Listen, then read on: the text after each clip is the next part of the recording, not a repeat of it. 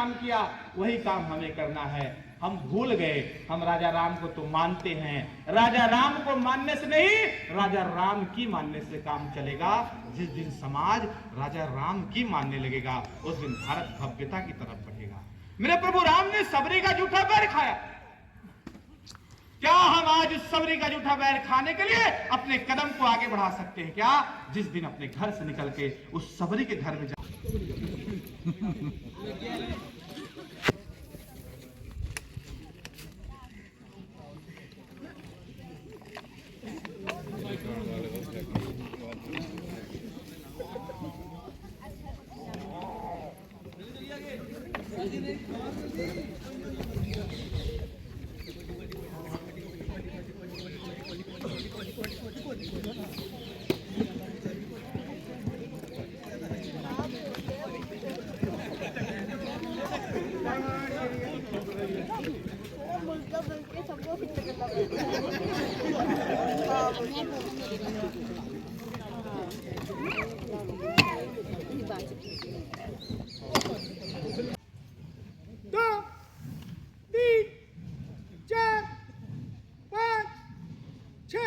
चक्कर सावधान।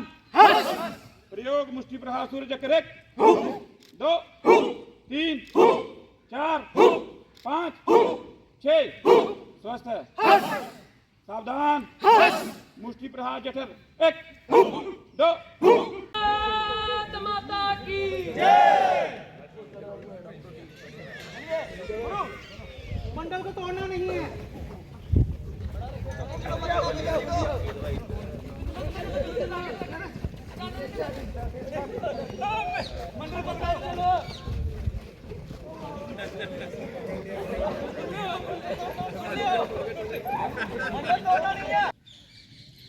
ओम रविये नमः। ओम रविये नमः। 1 2 3 4 5 6 7 8 3 4 5। इनका निवास स्थान बाजार बस्ती है। इनकी बाई और श्रीमान अनुराग जी, कठुआ विभाग के विभाग प्रचारक।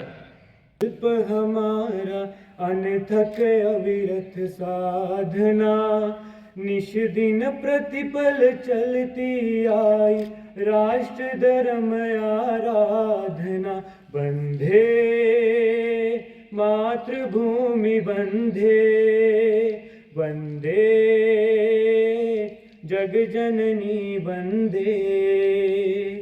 पुण्य पुरातन देश हमारा, मानवता आदर्श रहा। संस्कृति का पावन मंगल स्वर, कोटि कंठ से नित्य बहा। सकल विश्व का मंगल करने, सर्व स्वार्पण प्रेरणा। निश दिन प्रतिपल चलती आई, राष्ट्र धर्म आराधना। वंदे मातृभूमि वंदे, वंदे जग जननी वंदे। संबल लेकर हिंदू चेतना, समरसता का मंत्र महान। अतीत की गौरव गाथा का पथदर्शक प्रेरक आह्वान। भविष्य का पथ उज्जवल करने। हम सभी आज यहाँ चंद्रशेखर राज्य शाखा के वार्षिकोत्सव कार्यक्रम उपस्थित है। ऐसे पूरे देश के अंदर 75,000 संघ की शाखा लगती है, उसमें से आज इस एक शाखा का वार्षिकोत्सव कार्यक्रम हम सब ने अपने सामने देखा। संघ क्या करता है?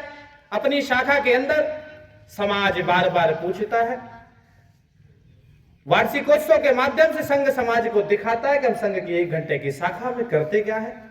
वह योग करते हैं, वह आसन करते हैं, वह सूर्य नमस्कार करते हैं, जब अपने मस्तक को धरती माता के में स्पर्श करके उस मातृ का वंदना करते हैं।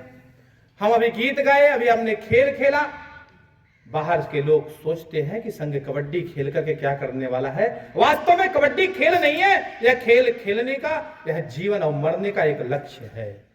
खेल के अंदर, उस कबड्डी के अंदर जब व्यक्ति जाता है दूसरे पाले में, चुनौती देता है और जब मार करके वापस आता है, हिंदू धर्म में पुनर्जन्म है की कल्पना है, फिर दूसरा व्यक्ति जाकर के उसको जीवित करता है। यह कबड्डी हमें सिखाता है न हिंदू धर्म के अंदर पुनर्जन्म की कल्पना वास्तव में साकार है। सामने चुनौती को स्वीकार करके अकेले जाकर के उस कबड्डी के उस सामने वाले पाले में जाकर के उस चुनौती को स्वीकार करके जीत करके आता है। यह कबड्डी हमें जीवन की प्रेरणा देती है। अभी योग किया यहां पर, सबने एक साथ एक बोला तो एक में सबका हाथ बायां उठा, सबका दाहिना उठा, एक दूसरे को जोड़ने की परंपरा है, यह योग है। संघ आज 100 वर्ष शताब्दी वर्ष में प्रवेश किया है। 1925 की साधना आज 100 वर्ष की तरफ बढ़ रही है। संघ ने दुनिया को बताया है, संघ एक ऐसा माध्यम है जो समाज को खड़ा करने की प्रेरणा देता है। संघ ने कहा, मैं व्यक्ति का निर्माण करता हूं। व्यक्ति निर्माण करने की पाठशाला हमारी कौन सी है? वह 1 घंटे की शाखा है, जहां संघ का स्वयं सेवक आकर के उस शाखा में साधना करता है। संघ के 2 ही चीज हैं, एक तंत्र और एक मंत्र। मंत्र हमारा क्या है? वह नमस्ते सदा वत्सले मातृभूमे त्वया हिंदू भूमि सुखम वर्धितो हम। संघ का स्वयंसेवक सीने पे हाथ रख करके प्रार्थना करता है, वह संघ का मंत्र है। तंत्र क्या है? जो हमने अभी देखा यहां पर, जब स्वयंसेवक योग कर रहे थे, आसन कर रहे थे, खेल खेल रहे थे, नियुद्ध कर रहे थे, दंड का प्रयोग कर रहे थे, तो बता रहे थे कि यह संघ का तंत्र है, जिसके माध्यम से संघ 1925 से चली हुई वह साधना आज 2025 में पूरी दुनिया उस साधना को देख रही है। व्यक्ति निर्माण किस प्रकार का?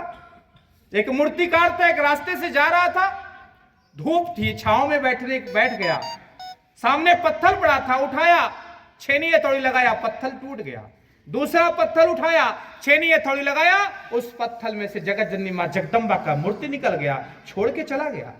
कुछ दिन के बाद जब लौटता है, जो पत्थर टूट गया था उस पे लोग नारियल पटक रहे थे, और जिस पत्थर में माता की मूर्ति निकली थी उस पत्थर की लोग पूजा कर रहे थे। पत्थर दोनों एक ही थे, लेकिन एक ने अपने को तराश नहीं पाया, दूसरे ने अपने को तराश लिया, तो दुनिया उसको पूजा करने लगी।